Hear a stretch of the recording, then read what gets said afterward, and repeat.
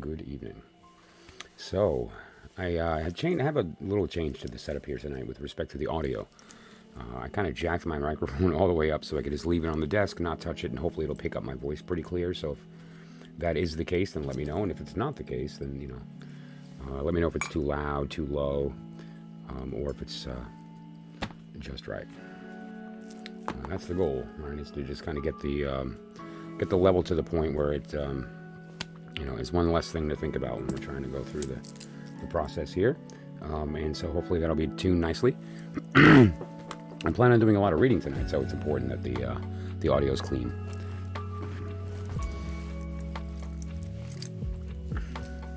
Hey, so how's it going? Covered a couple of things yesterday, which a few people were here for, and I'm going to be going over it again.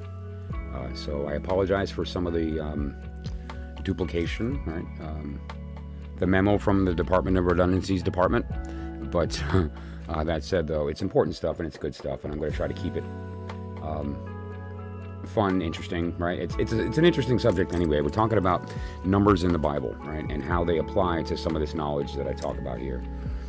And some of it's very interesting, and some of it is downright,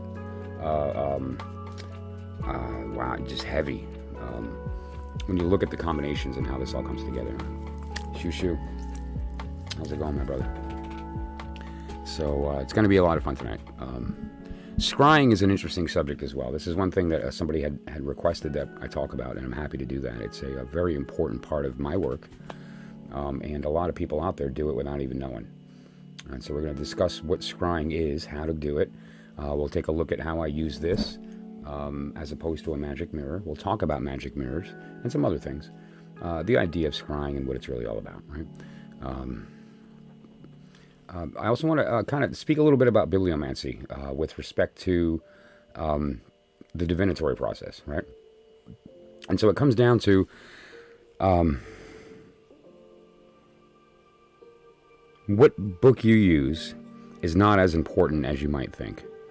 You can find knowledge when it comes to this idea of bibliomancy from really anywhere. And I had gone through the process yesterday, but I'm going to go through it again today, of a specific piece of poetry that I popped a random page on in a very interesting book, a book on humor from the earlier part of the 19th century. And it's going to be an interesting read because although the book is about humor, this particular piece of poetry is so profound. It's really something. And so I'm looking forward to that. When we do begin speaking about the numbers in the Bible, one of the important stories that's related to that is going to be Noah's Ark, and the idea of the instructions for building it contain specific numbers that were given to Noah by God, right? So anytime you see a number in the Bible, pay attention. Anytime you see a number in the Bible where Arlo, that's a lady. You be nice. I'm talking to you. Okay, then.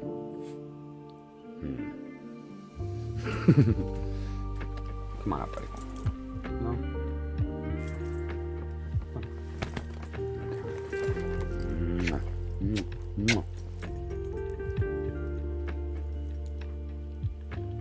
Here's my die.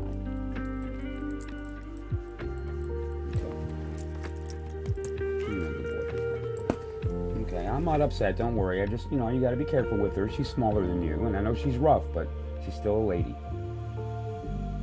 Okay. Oh, you're so handsome. So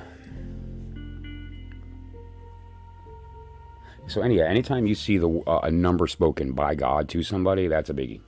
And one of them is the story of Noah's Ark, right? So, interestingly, something came across my desk, which is like really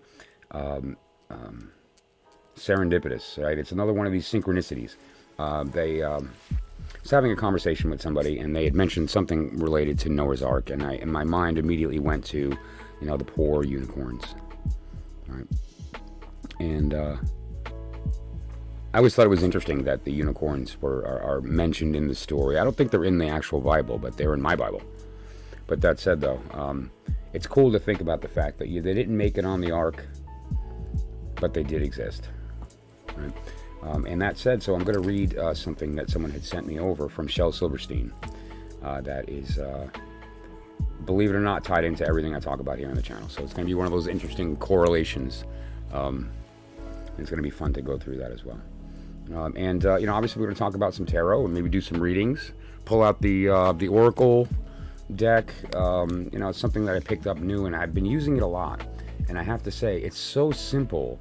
It's a standard 52 card playing deck, but with specific symbols that were put in the middle. And these symbols were chosen by Robert M. Place. They're not part of a standard Lenormand or this type of deck, but it's a very similar system. And it can be made into a Lenormand deck just by removing some of the cards, and you'd have a proper deck if that's the direction you want it to go. But in and of itself, as it stands, it's quite powerful and it's a lot of fun. So I'll be using it tonight along with tarot, just because why not? And sort of tying that all together. And something I'm going to be doing here moving forward much more is to illustrate the difference between when you approach, say, the magical process, the divinatory process, any of these workings or this knowledge. When you start, you kind of are new to the system.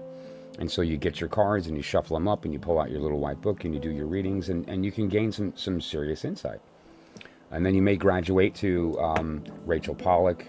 You may graduate to Aleister Crowley, Duquette, or even going like with a private instructor or a group learning and so forth, and realize that there's a whole nother layer of understanding, right? And as you go through these different layers of understanding, something happens. Oh my God, Missy, you're here. Maravista Shire. It's not the same without you. It just isn't. So thank you for making my stream better tonight by you just being present. I know, Arlo. Hey, listen, I don't want to have to talk about it. Okay, that one was her fault. Go get her. Bite her in the hiney. Whoa, oh, I was kidding.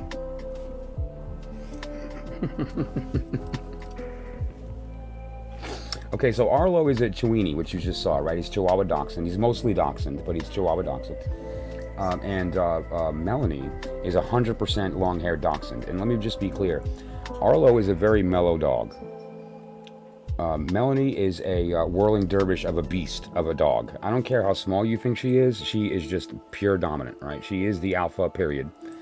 And interestingly, though, so when they kind of fight, he goes a little easy on her, and then she just is like full force, and so he's like, all right, I guess we're doing this.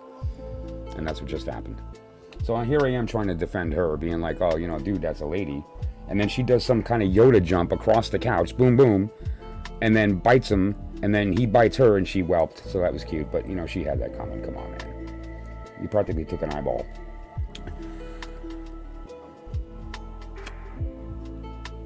Train of thought derailed. Not sure where I was. Where was I?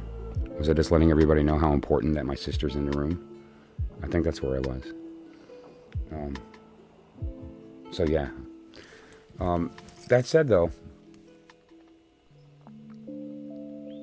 when we're approaching some of these subjects, it's important that you kind of leave yourself open, because there's a lot of different ways that we can approach this. And as you grow in your understanding, some things that you thought were so important to the process, realize that they're actually not at all. And some things that you didn't even consider are kind of everything.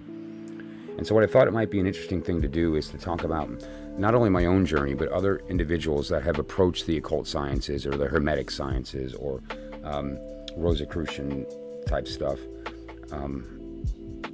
Freemasonry, these subjects, esotericism.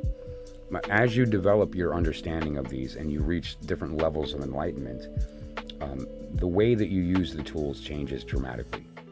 And so I thought it would be good to go through that process of, for instance, when you're reading tarot, how is it different when you begin to where you are in the middle compared to where you are when you've come to the one truth? And you recognize what is actually available to you. It's kind of the idea of starting off and realizing, oh my gosh, I have the power to call forth angels and demons to do my bidding.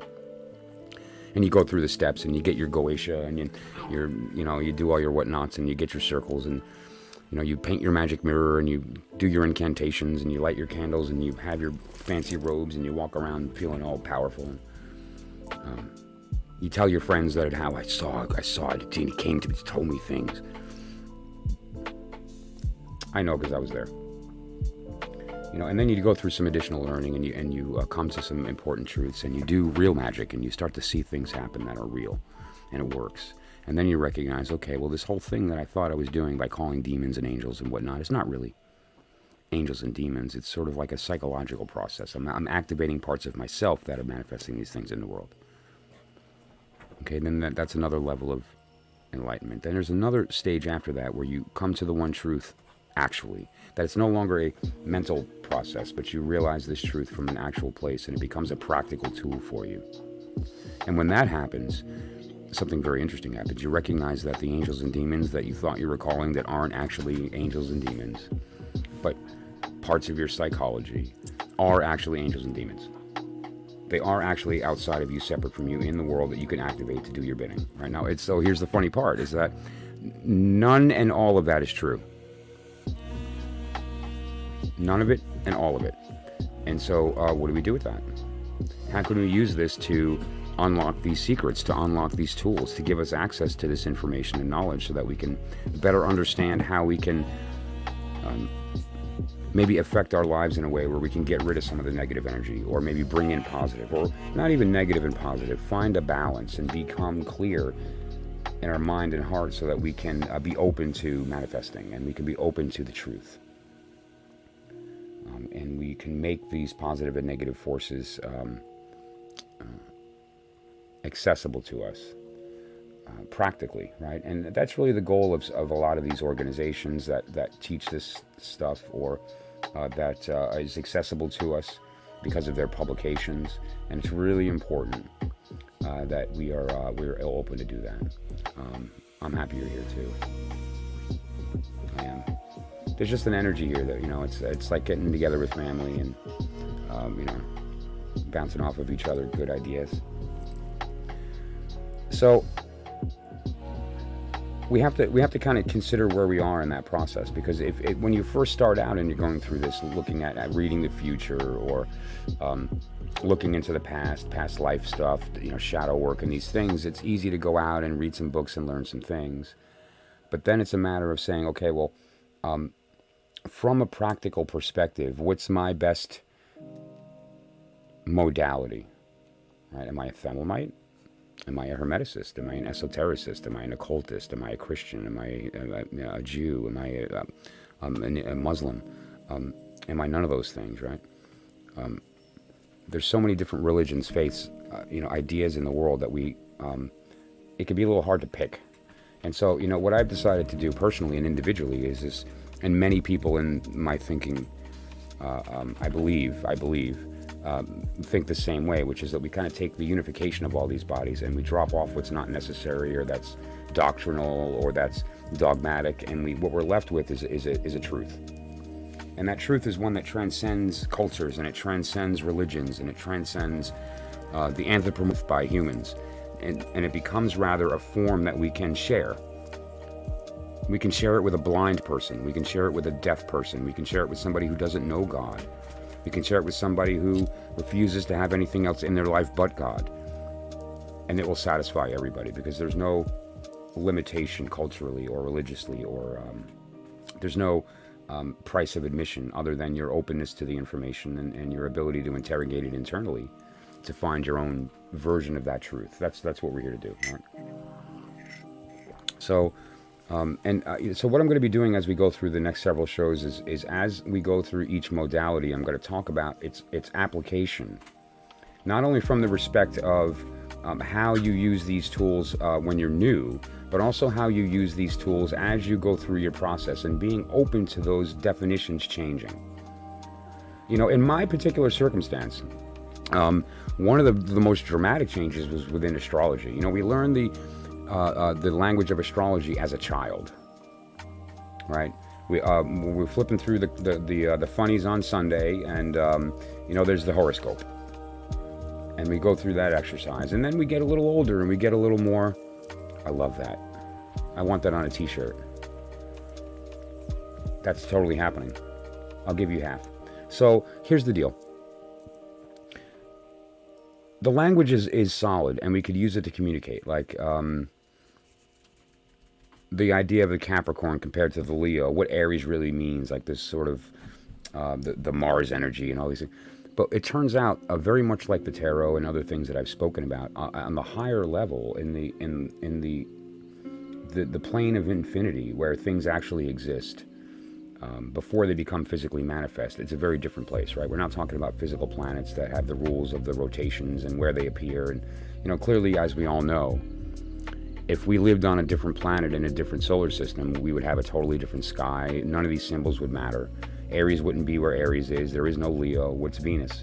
And so, we have to be open to the fact that what this is really doing is trying to point to archetypes.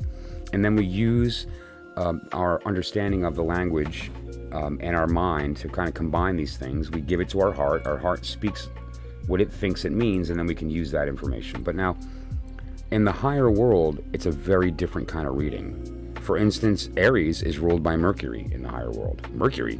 No. Aries is a Mars energy. Nope, it's not true. And I'm going to speak about that. Not tonight, but we will. Tonight we're going to focus on tarot and some other things and scrying.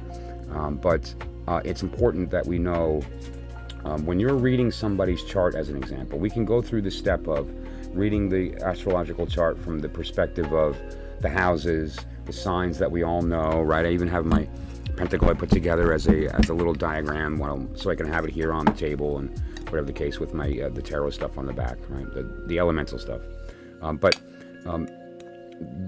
these color correspondences, the deacons, and some of these others, the only thing that remains is the order. The order is divine. It does not change. What does change are the influences. And they're very profound.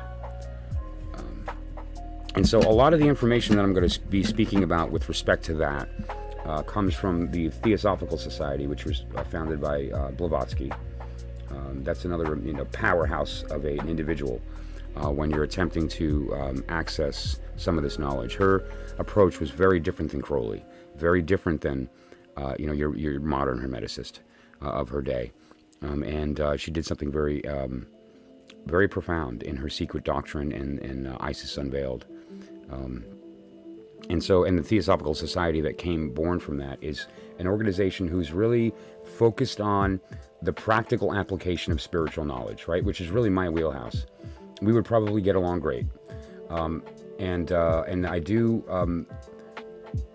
respect a lot of their learning, and it's something that I've accessed multiple times in my life as I've gone through my growth. But astrology in particular was such a dramatic difference when I first saw sort of esoteric astrology, as opposed to this more terrestrial that we use on a mainstream basis.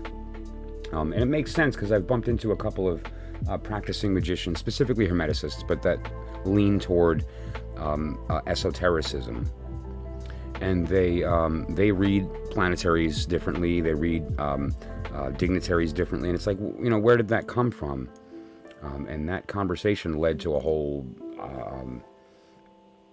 different level of awakening for me, of realizing that there's this completely different vocabulary, but using the same framework that gives us access to the difference between how we live here and what these symbols mean in the higher world, and how it makes complete sense that Aries would be Mercury when we get there.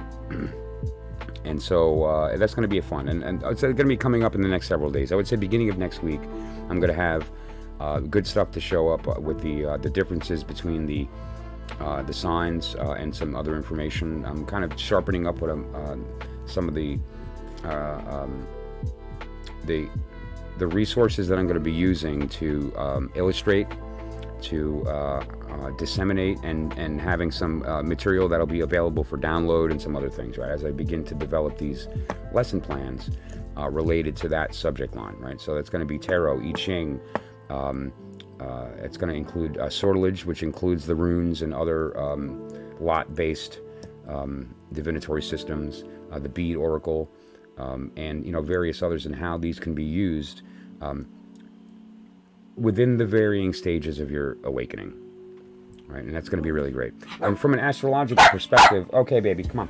It's 1 o'clock in the morning and you can't be doing the dachshund thing at 1 in the morning. I'm sorry, you can't. There's people sleeping. There's dogs over there that you're going to wake up and they're going to bark because they love your voice. They're like, that cute chick from across the way there, she's barking. I heard it. I think she's up. Come on now. No, don't do it. She's like, buddy, I'm bigger than you. I'm doing it. I'm going to bark. Come here, honey. Do you want to say hi? You're just going to stare at me. She's just going to stare. Okay, well, you're invited if you want to come up. Weak. Right. Yeah, no, she's just messing with Arlo and he doesn't want to have it, so she's going to bark at him. Okay. And so as we go through the process, though, here, we're going to be like looking at those different connections. And it's really, really something. When you recognize the connections, when you recognize them. Right? Same thing with the tarot. I speak about it all the time as far as like the outer order meaning, the inner order meaning, and then the actual meaning. I do what I want, right? Yes, you do. Cash me outside, yo. Is that girl still around doing stuff? You know that Cash Me Outside girl? You know, that whatever from Florida that you know, made a fool out of herself on Dr. Phil and then made $1 million, like, you know, selling a rap album or whatever? Man, if that doesn't really say everything wrong with America in one statement, I don't know what does. Right? I'm going to go on Dr. Phil, make a fool out of myself, and that's going to be marketable and sold to children to be emulated. Not my kids. Anyway, so, yeah. Cash me outside. That's funny. All right, oh, don't look. Did you look?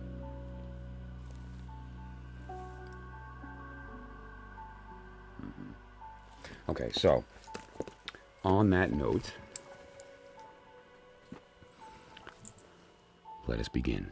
So, what occurred yesterday was kind of right before I was about to go on the stream. I got this piece of poetry, and the person who sent it to me had no idea it was totally relevant to what I was going to be speaking about, which is biblical math, the math of the Bible, the instructions for the Ark, the instructions for the Ark of the Covenant, all the fancy numbers that appear in the Bible, the 144s, the 72s, the 666s, all this stuff, right? And so we're going to look at everything tonight, what they mean, and what I'm going to be speaking about is my information, meaning that these are things that conclusions that I came to it personally. It didn't come from a book I read or some information. I went through a process of learning where I was researching a different subject. I was researching the distances between temples on the earth, and I found a very interesting correlation with respect to the number of degrees between certain temples being 72. Anyway, long story short, we'll get there. That led me to some other knowledge that I bumped into, and then I started to look into certain parts of the Bible where numbers appeared, and the correlations were really fascinating. So I'm just going to go over a couple of things related to astronomy, not astrology, but astronomy, that are part of that process. And then we'll get into the Bible stuff. Now, these notes here are something I've just kind of been carrying around for a couple decades, because these are my notes for a book that I'm in the process of compiling, of various lectures I've given, various learnings I've gotten, various sources of information that tied together things I've tried to explain that are a succinct version of that. But this is all mine, right? And so, from the respect of where did the information come from, I don't believe it's as important as the accuracy of the information. And so I highly encourage you, for your own sanity, to check what I'm telling you and make sure that I'm correct. But you'll find that I am. I mean, I've been doing this a long time, and I'm very careful that before I present something, I've done the work to make sure that I'm giving you good information. So, but that said, as an example, I was looking at some correlations with the three transcendentals in mathematics, which are pi, phi, and e. That's these three symbols right there at the top, right? And then inside of that is the 72-fold name of God. So we have the pi, phi, and e as the three. That's my interpretation. I don't know where it just came to me that these three are connected, and it turns out they are. I went looking. Once I intuitively said, okay, I was looking at Fibonacci. Here's how it happened. I was looking at Fibonacci, and I was doing a spreadsheet of Fibonacci as it stands. Very simply, in case you're not aware, Fibonacci is was an individual. He was a mathematician from Italy, and he developed a series of numbers based on a very simple rule, where the next number in the series is the last two numbers added. And you start with a 1. So 1, the number before it is a 0, so the next number is 1. The next number would be then 2 because of 1 plus 1. The next number would be 3 because of 2 plus 1, and so on. 1, 1, 2, 3, 5, 8, 13, 21, 34. Keep going, infinity. And so I had that list down on my spreadsheet, and if you divide each number next to the 1, or to the one next to it, the answer will be phi. 1.6 to some degree, 1.618, and it gets more accurate as you get further along in the numbers. For instance, 3 divided by 5 is 1.666. That's not very close to phi. It's close, but it's off by enough where I wouldn't consider that to be accurate. But as you get further along, it gets accurate to up to 7 decimal places or 6 decimal places. And so while I was doing this, I did the square roots of Fibonacci. I did the squares. I did all, you know, I nerded out crazy on it. And I found accidentally that pi appeared in that list. And pi appeared at the 16th place of the standard Fibonacci sequence over 10. And it was basically a 31.4 within the square root. So the square root of the 16th Fibonacci number over 10 equals pi. So that led me to the thinking of there must be a connection between the transcendentals. That means that I should be able to find pi inside of phi. I should be able to find E inside of pi.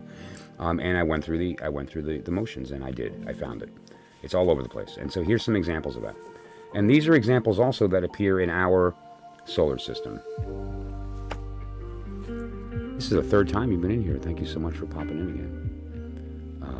I appreciate that. What should I call you again? Semido? I'm reading that vowel as an O. So I see this as Shin, Mem, Yud, Dalet, Vowel. Absolutely, you can ask a question. Please do. And so, for instance, the Moon and Earth radial ratio is basically E over 10. 2.7272, so forth, and E is 2.718. E is the transcendental of the exponential, right? It's the exponential. If math nerds know that's the exponential. If not, just take my word for it. But you can, I think there's some good stuff on Wikipedia, maybe, that will illustrate that.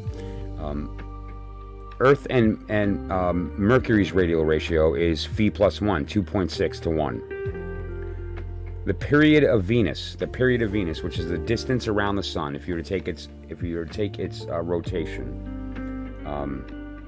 or revolution, if you take one revolution around the sun and measure that distance, it's pretty big, and you multiply that number by phi, which is 1.6, you get the Earth's distance to the sun. So just to be clear, the revolution of Venus times phi equals the distance of the Earth. So it's beautiful. You have Venus and Earth.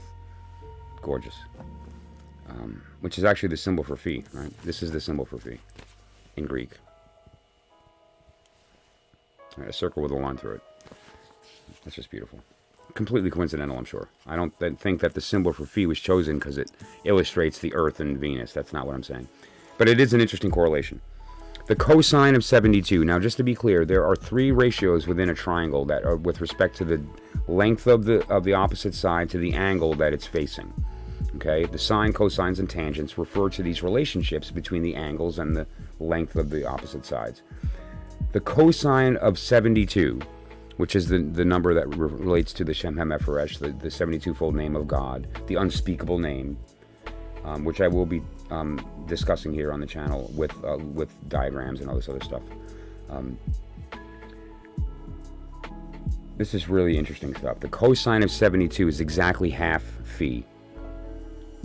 So if you're to take phi divided by 2, that equals the cosine of 72. That's really great. Now also, and this is really, really special, another one of the ratios within a triangle is the sine. So the sines, cosines, and tangents. The sine of 666 is exactly negative half phi. So the name of God to the Hebrews, the most holy, unspeakable name, the 72-fold name, the cosine of that is half phi. And this number that is talked about in Revelation, as far as he without insight calculate, for he is a number, or he is a man, and his number is 666. That number 666, the sign of that is negative half phi. How great is that? 0.8? What's 0.8?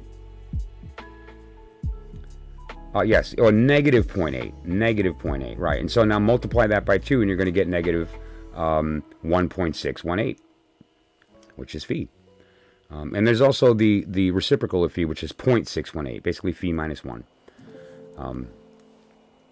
But that's really fun stuff. So just to be clear, the Moon and Earth radial ratio is related to E. And not indirectly, it's E over 10. The Earth and Mercury's radial ratio is 2.618, or phi plus 1. The period of Venus to the Earth's distance is related to phi.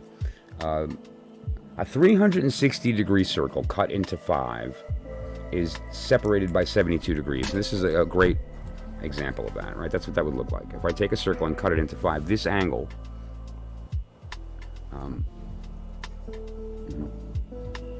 is a 72-degree angle, right? All these, this is 72 degrees across, okay? And there's 5 of them. So the number 72 and the number 5 are obviously connected when you're dealing with a circle. And so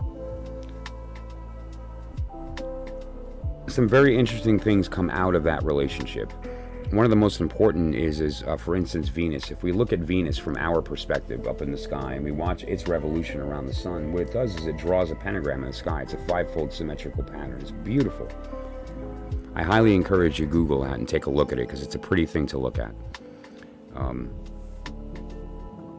Our sister in the sky is drawing a pentagram. I just love that. I love it. It's almost like she's doing an LBRP for us. That's a little joke for not for the Rosicrucians. That one's for the Thelemites. But yeah, you got the idea. 72 times pi times phi equals 14.4. 72, divided by pi times phi equals 72 times 2, divided by 10. Strange, but again, one more time. 72 divided by pi times phi equals 14.4, which is basically, don't forget, 72 times 2 is 144. So we're talking about 72 times 2 divided by 10. So it's 1/10 of twice God, right? 1/10 of twice God is pi times phi divided by God. Very strange. And what is pi and phi? The divine circle and the divine rectangle. It's beautiful. It's just a gorgeous thing here. 72 cubed. I didn't just do squares. I didn't just do square roots. I did cubes. I did quad. You damn it, I did it. I did it all the way up till I broke my calculator. 72 times, or to the third, divided by the length of the precession of equinoxes also gives us 14.4. Very strange. The length of the precession is a big number, 25,920 years, and that's the length of time it takes to do a full wobble in the sky. I'm going to speak about that directly with diagrams and everything on another stream. This is me just rapid firing to show some of these, okay? And we'll get to that in a sec. I'm going to answer your question. I just want to finish this little section here, and I'll jump to yours, and then I'll get back to the Bible stuff in a minute. E equals the square root of Fibonacci times pi. 2, the square root of Fibonacci plus 1 times pi. Let me be clear. Take any Fibonacci number, get the square root, multiply that number by pi, do the same thing with the next Fibonacci number next to it. The answer is E. So just to be clear, the exponential appears in pi by taking the square root of the Fibonacci number times pi divided by the square root of the next Fibonacci number times pi, and it gives you E, 2.718. Unreal. Pi is the square root of f16 over 10. I talked about that. So if you take a list of 1, 1, 2, 3, 5, 8, 13, 21, 34, so forth, the 16th number is going to be, if you do the square roots, pi over 10. Pi times 10, pardon me, I want to get that right. Pi times 10, 31.4. It's really something. So that said, I'm going to pause there, and we're just going to address this issue here that somebody's dealing with, and then we will move on to the Bible stuff. That was just a basic precursor. This was my original Tree of Life diagram that I drew for myself. But anyway, yeah. But so it's got the Hebrew on it and whatever. My new one is a lot bigger, but yeah.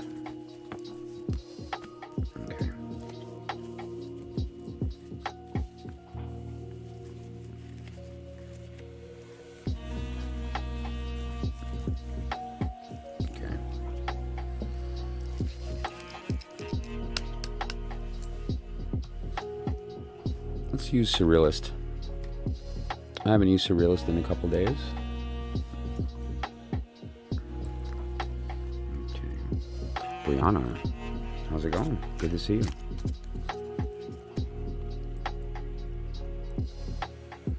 Okay. I'm a little afraid. Actually, my month cycle date was 15th November. Now I have missed my cycle date. But I'm afraid, don't know why. I think that the pregnancy test will be negative if I will do is. Okay. Okay, so just to be clear, today's the 17th, so you're only 2 days off. Now, I'm not a woman. I don't know if you noticed. But I will say this. I make women. I have 3 daughters. I painted 60, 70 nails at a time, and I know a thing or two about menstruation. At least from my perspective. But that said, though, the cycle's never 100%. Your diet can affect it. Stress can affect it. The moon can affect it. The weather can affect it. Other things that are going on in your life with respect to maybe internally can affect it. But we'll take a look at that. We'll take a look at the cards. Okay, well, I mean, you're also asking an interesting question, which is telling. You're asking me if you're pregnant, which means that you, participated in an activity that may lead to that. And so my question, if you're willing to share it, is about when that took place. When was the event that you participated in the event that could have led to a pregnancy, right? Was it how recent? Because, and then I'm going to shuffle in the meantime, and then we'll talk. Okay, so. Whoops. Let's make some room here in the meantime.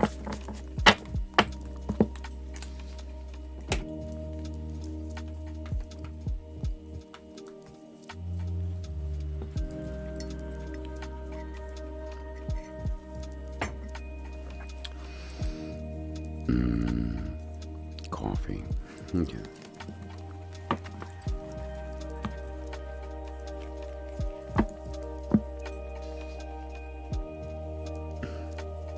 Right? You gotta be careful. It's true.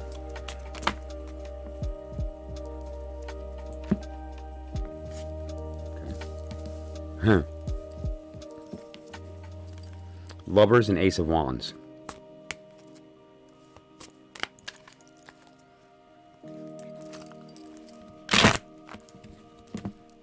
Jeez. I'm gonna have one of these clumsy nights. My hands have not been working lately. It's weird. Like I can't play piano anymore. It's weird. I don't know what's going on, but I'm like having like clumsiness and bumping into things, dropping stuff. It's very strange.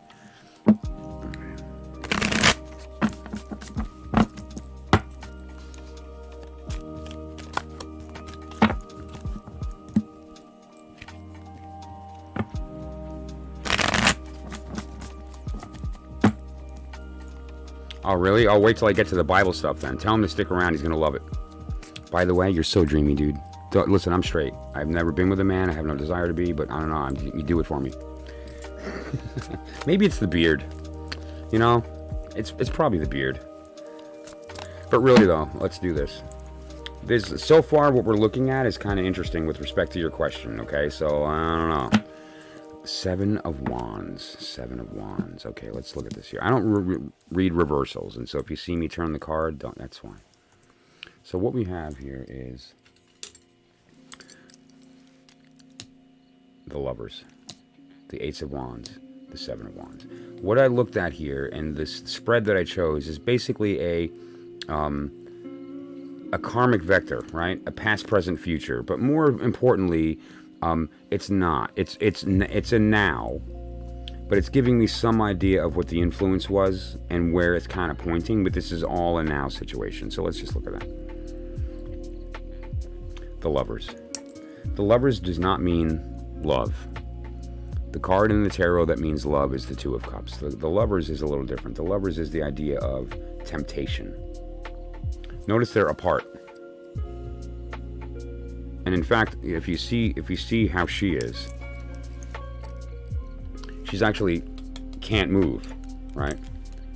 And he's a statue, right? So these two are destined to want. This is the idea of want. Now here in the background is this sculpture in the mountain of what they want. But the idea is that this is them and this is their desire, at least within this particular symbolism. I've spoken about the Lover's card at length when I did my episode on Lilith with respect to what that whole idea means as far as the Garden of Eden, the apple, and what that all represents, which you'll see the apple covering his face.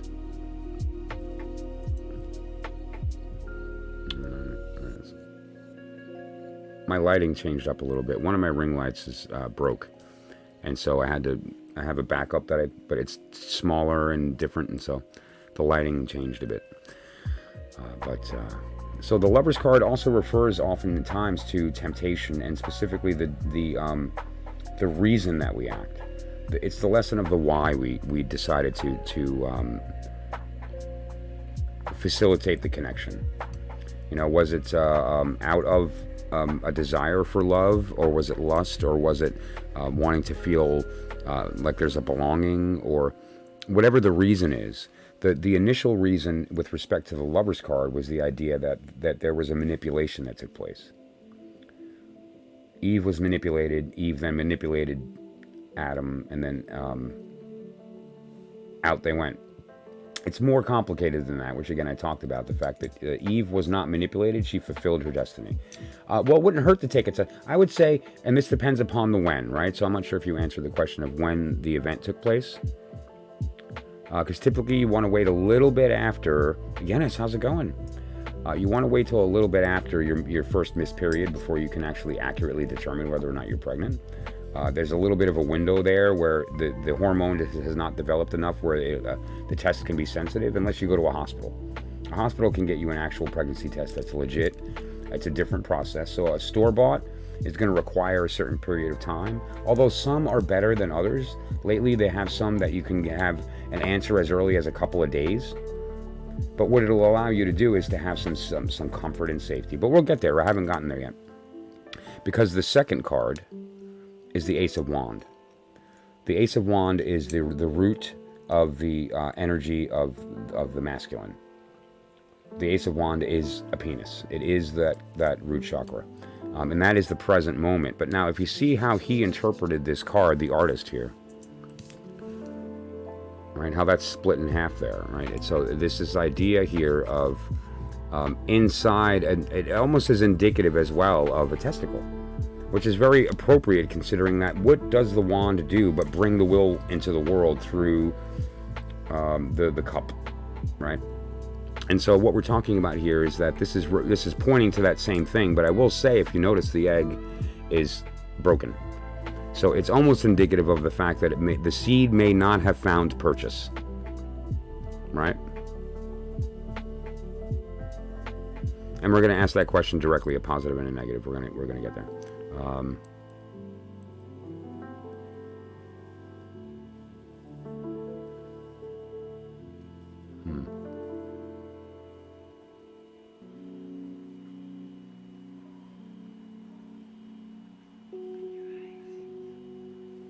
Wow, right?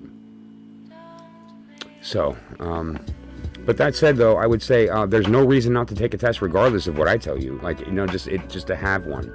And very typically, you can get them with like 2 or 3 in the pack. I think it comes with at least 2, because they're not always accurate. And so you can take one and then take one a couple days later to really just make sure you're solid. But you get the idea. But as far as the Ace of Wand here, this is definitely indicative of that energy being created. But it does require the other side of that too, right? This is not just, it takes 2 to make that happen, not just the 1. And then we have 7 of Wand. Okay. Now the 7 of Wand is interesting with respect to this.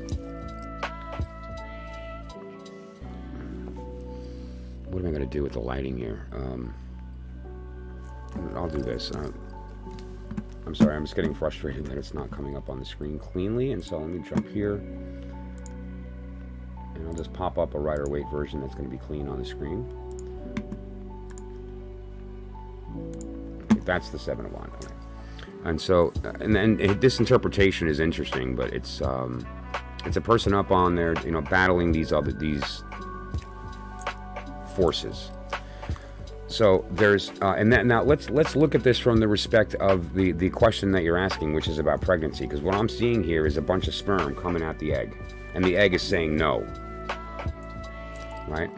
And now the important component here with the Seven of Wands is you're winning. Yeah, that's true. Brianna just spoke truth. Okay, that's important because there's certain portions where there are low-income individuals, and pregnancy is obviously an important component of trying to ameliorate and alleviate those pockets of the population. And so making pregnancy tests cheap and available to young women is very important. And so dollar store, 99-cent store, Family Dollar, there's various that have these at a very low price. You don't have to steal them. You don't have to be afraid to buy them. They're a great thing, right? And so just, yeah, that's good stuff. But so if you consider the symbolism here, this is the egg on the top fighting the sperm going no. So again, twice so far, the symbolism is telling me that there's no purchase. The seed did not connect. So I would not be afraid about that. However, wouldn't hurt to take the test anyway so that you're not scared till your next period. And if you do wind up, I would say if you do wind up longer and you still haven't had like your normal cycle come back, that's time to talk to a doctor and see what's going on. Like maybe something is going on. I know my ex-wife, as an example, was very cystic in her ovaries, and it would lead to some pretty heavy periods and some other stuff that were painful. She had painful periods sometimes, and it was rough for her. But it also threw her cycle off suddenly. Like there was a certain point, she was pretty regular, and there was a certain point where that stopped. And then we wound up putting her on orthotricycline to get the cycle back normal, because sometimes she'd go 2 months without one, and you know, and then suddenly she would have a heavy one, and then it would kind of not again. It was weird. It was very off kilter, and it kind of came out of nowhere. We still don't know what would cause it, and this was like 25 years ago, right? But that said, though, she wasn't able to get back into a regular cycle until she was put on a birth control pill with the intent of creating a regularity to that, and it eased her cramps. It eased her the whole process for her. You know, some women unfortunately just deal with cystic ovaries, and it can become an issue. And if depending upon your age, that may not manifest until your early to mid 20s even. You know, some women do not begin to manifest symptoms of their ovary cysts until they're older, right? Until you've gone past a certain point. And in her case, it wasn't until her early 20s that all of a sudden her periods got really bad. They were irregular. We were concerned, about health problems and some other things until it was discovered that, no, she's just cystic. It's quite normal. It was nothing to worry about. And at the end of the day, she was able to regulate it with medication. And then when we had decided it was time to have kids, she got off the pill, and, we did that. So, right. Yep. And now, there's different reasons that people would want to get on the pill, but to regulate a period, if suddenly it's going to be regularly irregular, that's one method of going about that. But that said, that's a conversation you're going to want to have with your doctor. If it continues to the point where the cycle doesn't find its place again, then that's something to consider. But pregnancy is a no. So what I'm going to do, though, I'd like to continue this reading and do a couple. I'm going to throw a few more cards and look at what could the potential cause be if it's not pregnancy, right?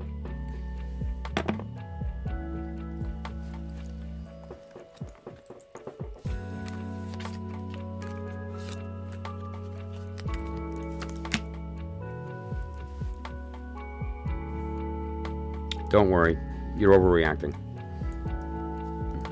This is the Fool card. Now, this doesn't mean that you're a fool, okay? What it means is that the feelings that you're having don't actually have a solid basis, and it's you're okay, right? As far as you're concerned, as far as the fear of being pregnant, you are not pregnant. Bottom line, that's okay.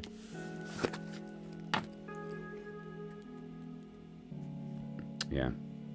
Yeah, see, Bree had that problem too. All right. It's also cool, you came into the right room, because 98% of my audience is female, and these people, these are like the most giving, loving women on the internet, are in this channel, no joke. And they are just, it's an amazing group of like divine women, crazy, powerful, witchy bitchies, and some of the most loving, nurturing energies that I've ever had the privilege of being surrounded by. And so you came in, you walked into a great room. You know, are you? Yeah. Well, it's crazy. You know how lucky I am to not have to worry about any of the stuff that you guys deal with on a regular basis. And thank God, because I'm a wuss. I'm a wimp. I mean, I couldn't deal with, I can't imagine walking around with cramps. Like, really, I don't do pain. Actually, I do, but not that. So I'm just going to shuffle and throw a couple more cards and see if we can find some kind of correlation with respect to how we can maybe find out where this is coming from. Right? Like, is there a particular circumstance that you need to be concerned about, or is it just that, you know what, something came up this month and you're off? Can't wait till menopause. I'll do. Careful what you wish for, Brianna. Ask a woman that's gone through it. Although there are ways to go through it gracefully. I've seen people go through it with no medication, with no nonsense, and came out the other end fine, beautiful, feeling great, you know.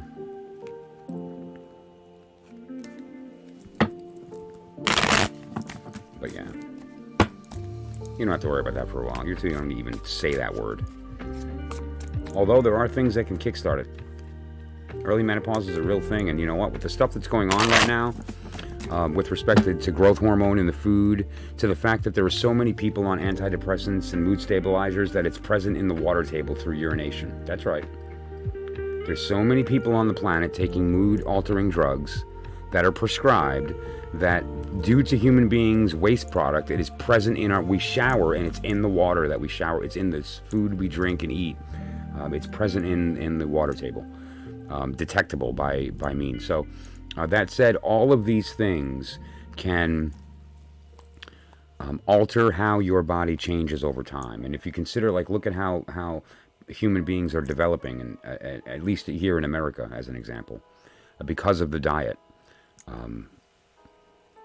I mean, my first daughter was wearing a full-fledged bra at probably 12 years old. Not a trainer, a full-fledged bra, all right, at 12 years old.